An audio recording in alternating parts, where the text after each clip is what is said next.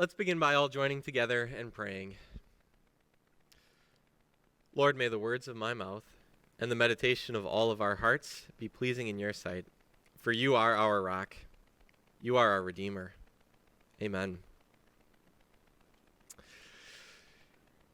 If you were here last week or you watched the whole service online, you got to hear a pretty simple but also pretty poor little illustration from Pastor Steve speaking some Chinese that I knew. I definitely realized last week that a decade away from it hasn't done me any favors for that language. But if I'm being honest too, even if I could go back to when my language was at its absolute best, the peak of my abilities, I think my Chinese language skills would probably resemble about a kindergarten level or less of being able to communicate with people. At best, that's as good as I got. And that's why when we lived over there was this daily interaction that I had with someone in Chinese that left a permanent impression on me. One of the best foods that I loved was this Chinese pancake crepe-like kind of thing. You would have this giant skillet, and then you would pour batter on it, and they spread the batter around it nicely. Then you'd toss eggs on there, some veggies if you want veggies. This deep fried dough kind of thing gets tossed on there. Then there's the sauce that gets lathered across the whole thing that there's nothing that compares in America to that sauce. Spices that you want on there too. Then you would take it, fold it up, flip it over, kind of pack it down, put it in a little plastic bag, and man, was that thing good. Ugh. In fact, it was so good that it was the kind of breakfast that I could eat every day, and so I did eat that kind of breakfast almost every day for an entire year. But because that little crepe thing was so good, and I wanted that for a daily breakfast, it meant daily interactions with the woman who made it. You see, there was this same woman every day outside of our apartment building. She would set up her stand that had the little skillet with all of the little ingredients that had to be tossed in, and every day I would go and this woman would have a conversation with me in Chinese.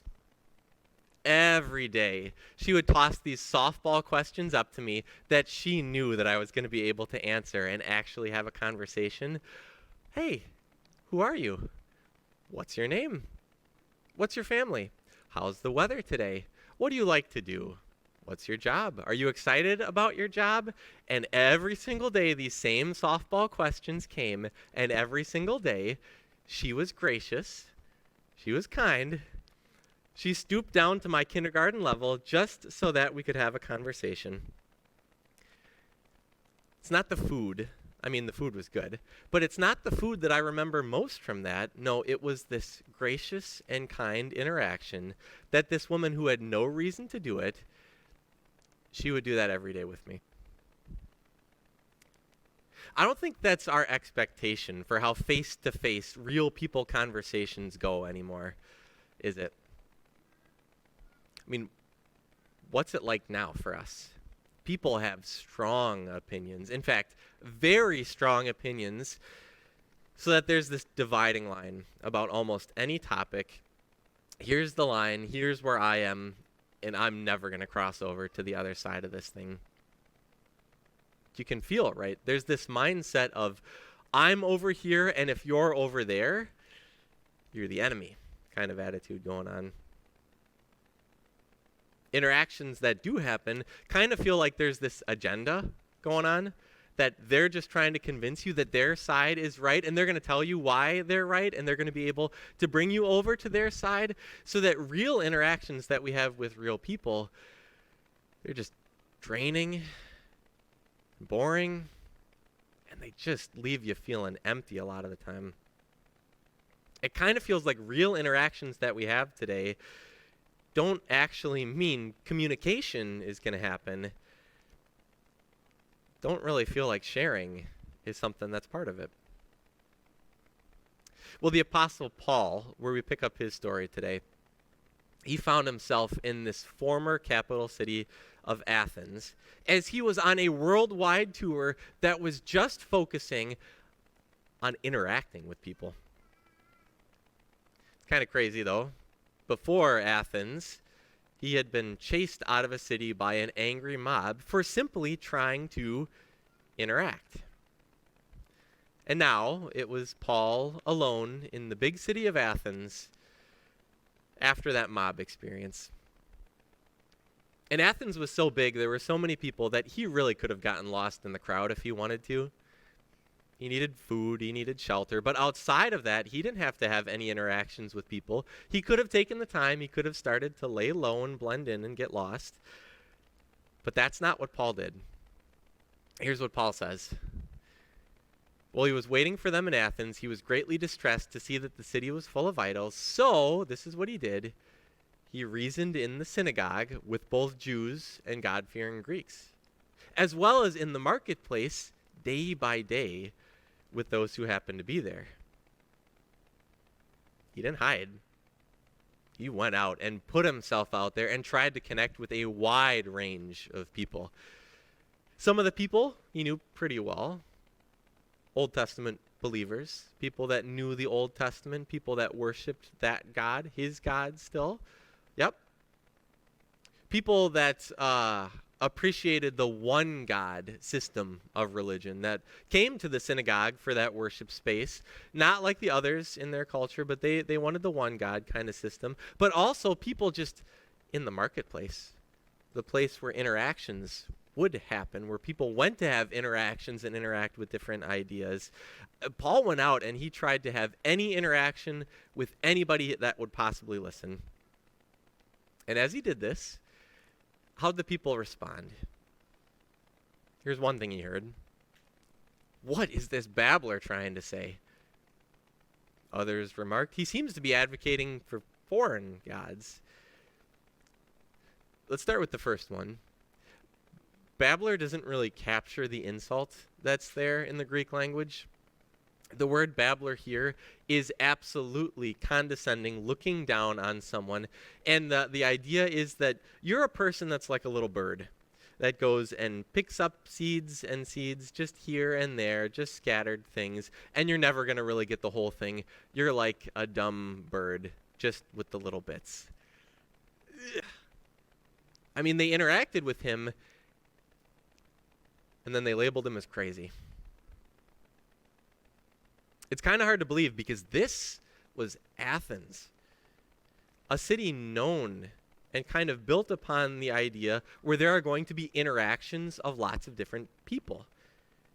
Athens was the place where you wanted to go if you had an idea to exchange and you wanted to listen to other people's ways of life. This was the center of the world at one point. This was the center of intelligence.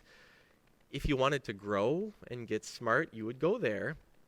Luke describes Athens, even at Paul's time, like this. All the Athenians and the foreigners who lived there spent their time doing nothing but talking about and listening to the latest ideas. Pretty far from our culture and our lives. Athens was built on this idea that people could come there to interact with somebody else. That's why it's so surprising that even in Athens, where Paul tried to have these interactions, people just didn't get what Paul was trying to share. The communication broke down. They labeled Paul as a crazy person. They called him names, and it doesn't really sound like much communication is happening. They say, may we know what this new teaching is that you're presenting? You're bringing some strange ideas to our ears, and we want to know what they mean. Doesn't really sound like a great people experience for Paul. People are messy, right? Communicating with people is messy. I think that's why people have developed, not too long ago, this new thing called ChatGPT. This is the symbol for it. I don't know all of the meaning behind the symbol. After this, we can look that up and figure that out. But do you know what ChatGPT is? It's this online program now that does all kind of interactions that you want it to do.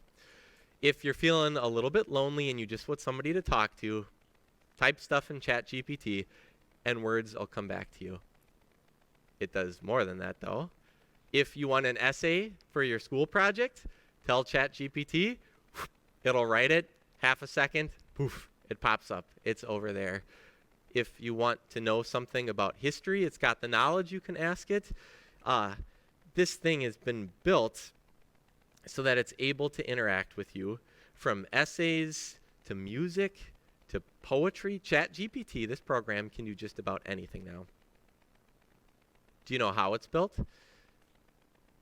The way it works is it has this massive database of interactions that it's learned from, so that basically, to simplify, it's kind of like playing a big game of finish my sentence, and then ChatGPT knows what it should say, what you want to hear. So that if you interact with this online program, I promise you, you're going to have a really good interaction, because it's designed to give you exactly what you're looking for. It's designed to tell you this is what you want. It's easy, it's accessible. The whole idea is built so that you have really good interactions. Not like our interactions with real people.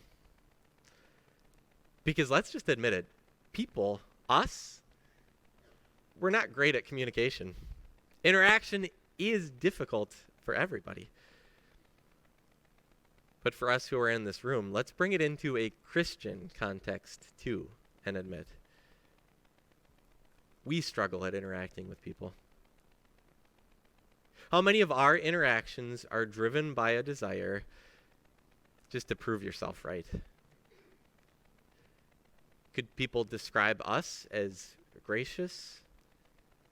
Or have they seen a self-centered focus, just cares about getting a point out? How do you think about interacting and engaging with the people in our community? Is the first thing you think, what a blessing, what a joy, what an opportunity that is, or is it something else?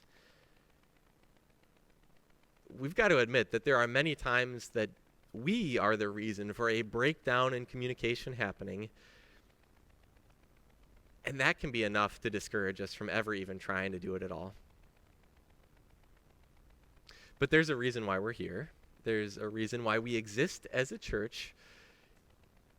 There's a reason why we still absolutely have to do this. There is something worth chatting about as messy people with real people. You and I have to engage. We have to connect with people around us. And Paul's going to help us understand why.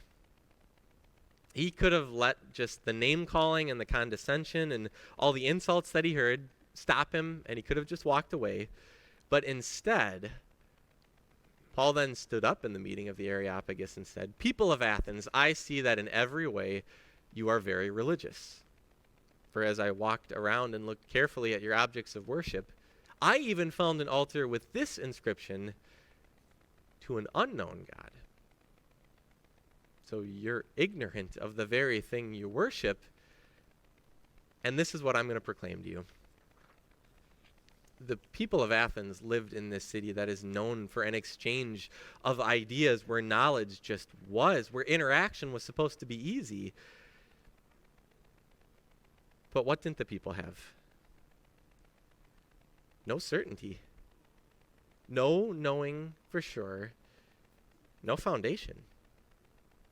I mean, they knew a lot. They knew a lot of different ways of thinking. They were actively trying to hit every kind of religious thing that was out there, even the religion that they didn't know yet. But no foundation.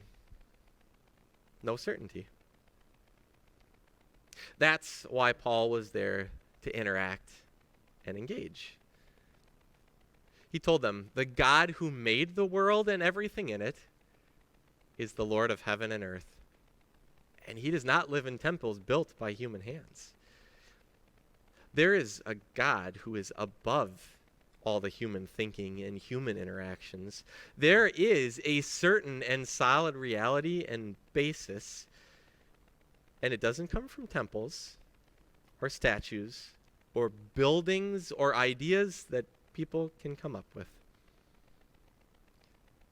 Paul paints this picture of the God who is over all of it, the true God who had planned out all of it and every detail up to that exact moment.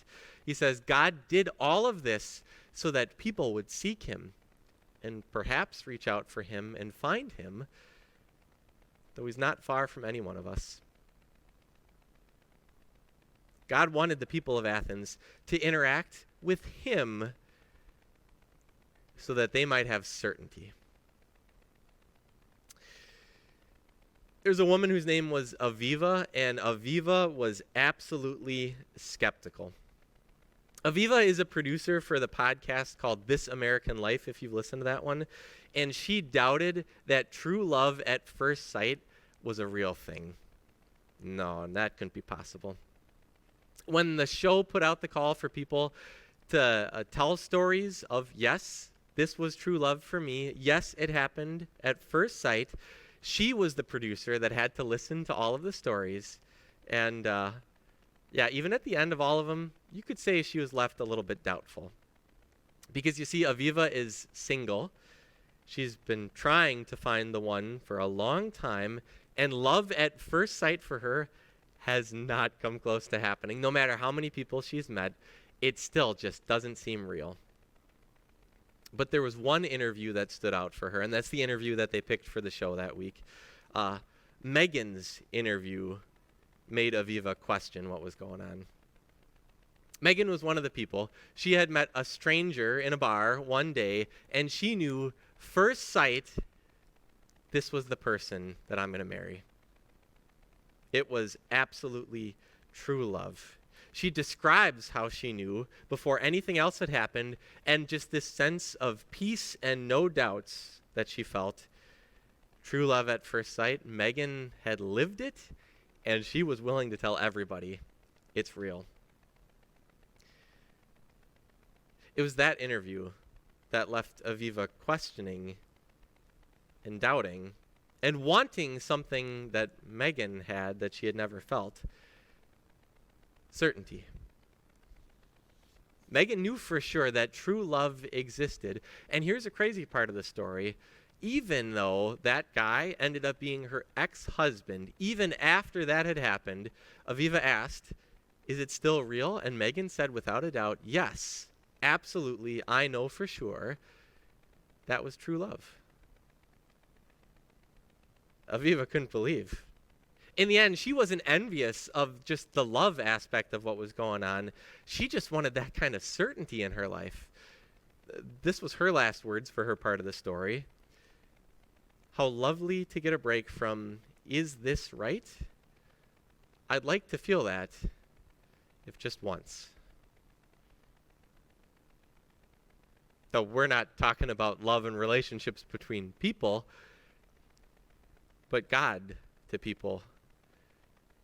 That's why we have to interact. We've got something that gives real certainty. We know it for ourselves. The good news of Jesus and Jesus' forgiveness for us isn't a maybe, isn't a hope. It's a real and a solid thing now. It's the basis for your identity, for your life. You are forgiven. You are loved.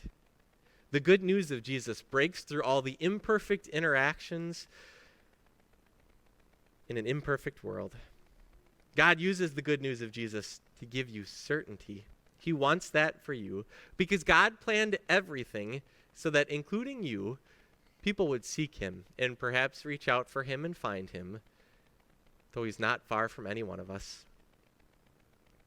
While you and I speak with stumbling words, and we forget names and details of people in our lives that we should remember, while we don't listen as half as well as we should, and we just try to talk a whole lot more, well, our side of communication isn't perfect. God's good news of Jesus is. God is there in these interactions. His certainty is what we want other people to have, and there's no pressure then for us to get it right and to do it all right, because only God can do that, and he promises he will. Every excuse that we have to avoid the interaction is wiped away when you remember that God will be with you that he's the one that breaks through all the mess. So let's keep working on seeing conversations and interactions as a joy in our life and not something scary or intense. Let's make it a priority to do what we're doing and to keep forming life groups and making it a priority to being a part of a life group, even if just once in a while, because these are great places to bring other people, where people can have interactions with real Christians who have real messy lives, for people that they might get to see who Christians are. Let's keep working on seeing Sunday worship as the blessing that this time together is.